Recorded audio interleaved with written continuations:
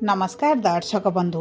एही दोल पूर्णिमा दिन खड़ीपाठ होईछि एही वर्षर ओडिया नूतन पंजिका 2026 एवं 27 जहाँ दर्शाउछि सांघातिक भविष्यतवाणी। जदि आपणकर कुंभ राशि तेबे एही भिडियोटी आपणक पई बहुत अधिक गुरुत्वपूर्ण रहिछि, कारण एही भिडियो रे आपणकर केउ मासटी शुभ रहिछि केउ मासटी अशुभ रहिछि, ता सहित केते रहिबो आपणकर आय एवं व्यय एही संपूर्ण वर्षटी रे, एवं केउ क्षेत्र गुड़िकरे आपणकु सफलता मिलिबा पई जाउछि एवं केउ क्षेत्र रे अधिक समस्या आपण देखिबे एवं केउ दिग प्रति आपणकु अधिक सचेतन रहिबाकु पड़िबो। एवं मोटामोटी भावरे कहिबाकु गले आपणकर स्वास्थ्य, शिक्षा, चाकरी, प्रेम संपर्क, विवाह, वैवाहिक जीवन, आर्थिक स्थिति, संतान जोग एवं कोर्ट कचेरी केस गुड़िक संपूर्ण वर्षरे केमिति रहिबो एही वीडियो माध्यम रे आपणको जणाइबी। ता सहित आपणकर राशि कुंभ हेले मध्य नक्षत्र अनुसार प्रमुख ग्रह मानकर गोचर केउ मासरे केउ तारिखरे केबेठारु आपणक उपरे प्रभाव पकाइबा आरंभ करिवे एवं खराब प्रभाव ना शुभ प्रभाव पकाइबा आरंभ करिवे। सबुठारु बड़ कथा हला कोन रहिछि प्रतिकार, जहाँ आपणकर संपूर्ण वर्षटी करिवार आवश्यकता रहिछि, जहाँ फल रे आपणकर अशुभत्व दूर हेबो, शुभाशुभ फल द्विगुणित हेबो, ताहा मध्य आपणको जणाइबी। सेथिपाई आपण आम सह भिडियोर शेष पर्यंत जोड़ी होई रुहंतु। एबे विलंब न करी आसंतु कार्यक्रमटी को आगको बढ़ाइबा। किंतु भिडियोटी आरंभ करिबा पूर्वरु जदि आपणकर भी कुंभ राशि होइथाए एवं आपण भी ईश्वर को आंतरिक भक्ति एवं विश्वास करंती, तेबे भिडियोटी को लाइक करंतु। कमेंट बॉक्स रे जय जगन्नाथ, जय मां लक्ष्मी अवश्य लिखि दियंतु। ता सहित आम सह जोगाजोग करिबा पई वीडियोर मध्य भाग रे एक व्हाट्सएप नंबर टिए दिया जाइछि, जो नंबर साहाय्य आपण आम सह जोगाजोग करी निजर नूतन कुंडली प्रस्तुत करि परिबे, कुंडली विश्लेषण कराई परिबे, किंबा आपणकर चाकरी, विवाह, व्यवसाय, प्रेम संपर्क, शिक्षा, स्वास्थ्य को नहीं किछि समस्या रहिछि ताहार सहजरे एवं स्वल्प मूल्य रे समाधान करि परिबे। सेतिपई आपण आम सह वीडियोर शेष पर्यंत जोड़ी होई रुहंतु एवं व्हाट्सएप नंबर माध्यम रे आम सह जोगाजोग करी खूब कम मूल्य रे आपणकर समस्यार समाधान करंतु।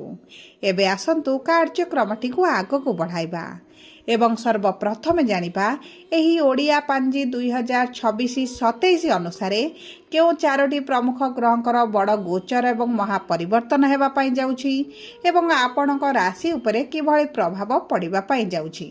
देखंतु देवगुरु बृहस्पति वर्षर आरंभरू आपणकर पंचम भाव रे विराजमान करिसंती, किंतु जून मास 2 तारिख 2026 मसीह रे आपणकर षष्ठ भाव को गोचर करिवे एवं सेठारे 31 अक्टोबर 2026 पर्यंत विराजमान करिवे एवं 31 अक्टोबर रे आपणकर सप्तम भाव को बा केंद्र को गोचर करिवे, जेउ कारणरू आपणको मध्यम फल प्राप्ति हेबो, कारण षष्ठ गृह को कुंडलीर शुभ बोली मना जाएनी।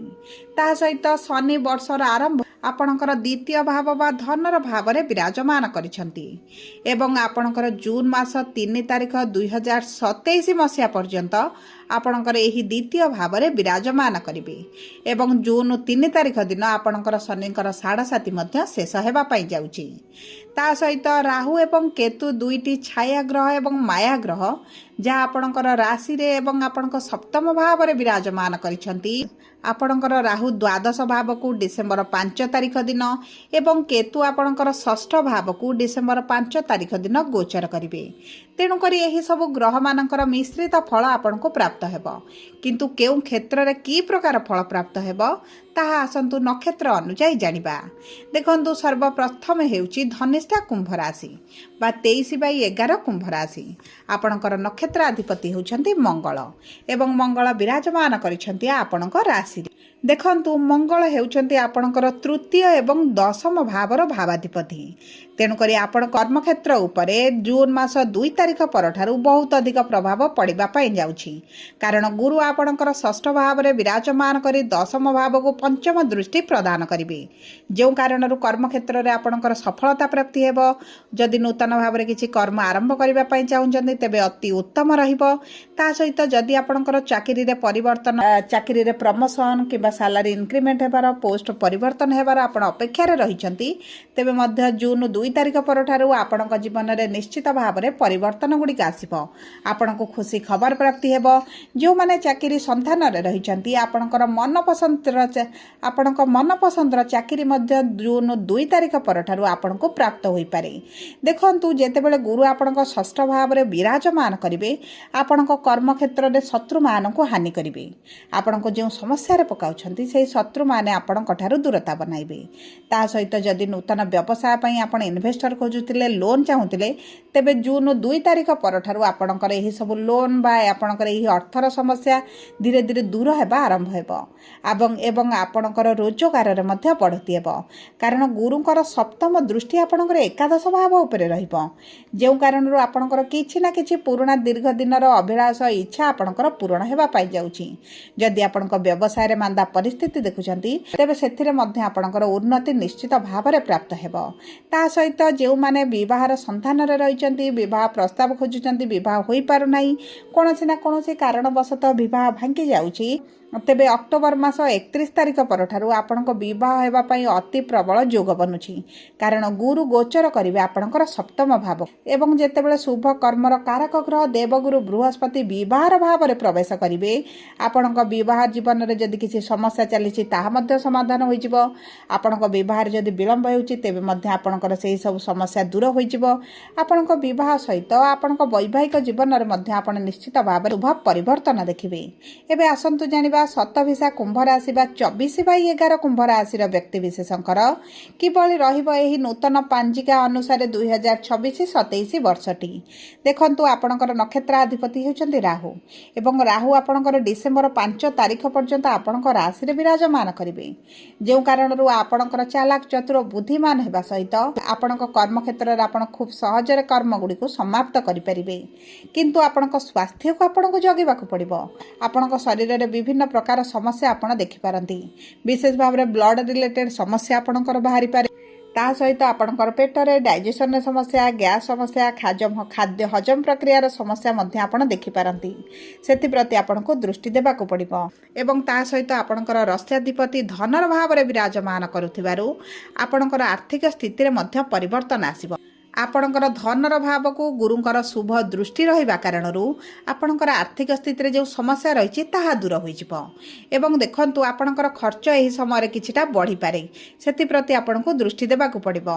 आपणक परिवार पई हेउ आपणक पई हेउ किछि ना किछि नूतन द्रव्य आपण क्रय करिवार इच्छा रखि पारंती। एवं आपण जून मास 2 तारिख परठारु जदि किछि अभिलाष रहिछि जागा घर गाड़ी जागा घर गाड़ी जमी भूमि किछि क्रय करिबा पई तेबे मध्य आपणक पई उत्तम समय रहिबो।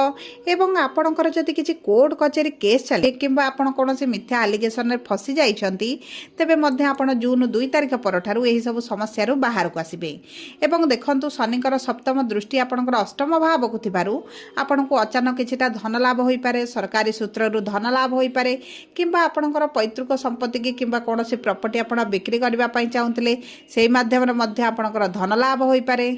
ता सहित आपण जदि कर्मर संधान रे रहिचंती आपनको निश्चित भाव में कर्म प्राप्ति हेबो। विशेष भाव में जदि आपण सरकारी चाकरी पई चेष्टा करूछंती तेबे आपणकर सरकारी चाकरी रो मध्य प्रबल योग बनुछि। एही 2026-27 वर्ष रे आपणक कर्म क्षेत्र रे आपण नूतन परिवर्तन देखिबे। ता सहित जदि आपण विदेश रे रहिचंती किबा विदेश रे किछि कार्य करूछंती तेबे सेही सब क्षेत्र रे भाग्य आपणकर साथ देबो।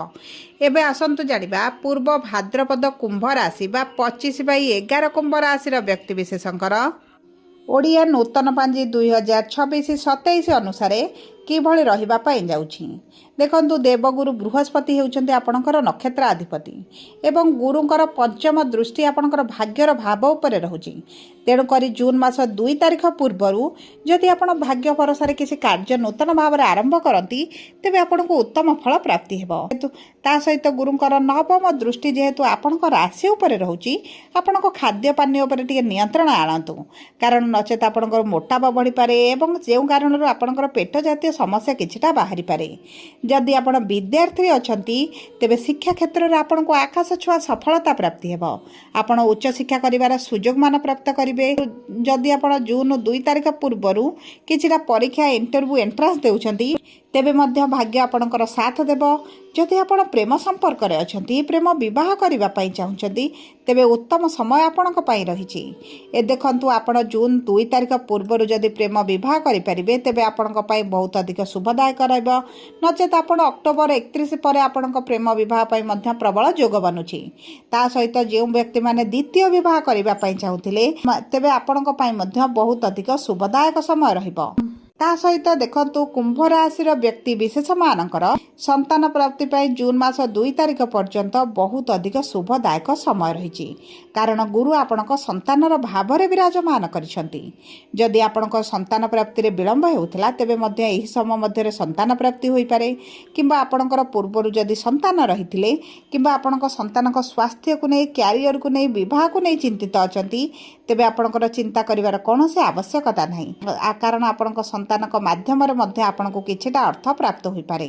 तांको भाग्य तांको साथ देबा आरंभ करिवो एवं गुरु जेतले स्वयं आपणक संतानक भावरे विराजमान करिसंती तेणु करी आपणक संतानक जीवन रे कोनोसी विशेष भावरे समस्या आसीबो नाही। ता सहित देखंतु आपणकर पुराणा किछि अभिलाष मध्य पूरण हेबा पाई जाउछि। दीर्घ दिन हला जदि आपण किछि कार्य करिवे बोली चिंता प्रकाश करुथिले तेबे से कार्य गुड़िक आपणकर संपूर्ण होई जिवो। सबु परे देखंतु एही ओडिया नूतन पांजी 2026-27 अनुसार आगामी वर्षटी आपणक पई अति शुभदायक रहइबो।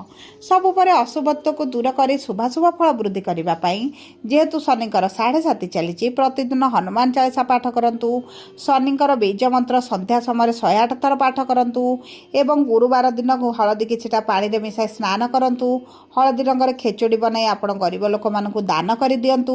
कुकुर को प्रतिदिन खाद्य खाइबा पई दियंतु एवं चेष्टा करंतु महादेवकर उपासना करिबा पई। आपणक पई शुभदायक रहइबो। जदि आपणकर कुंभ राशि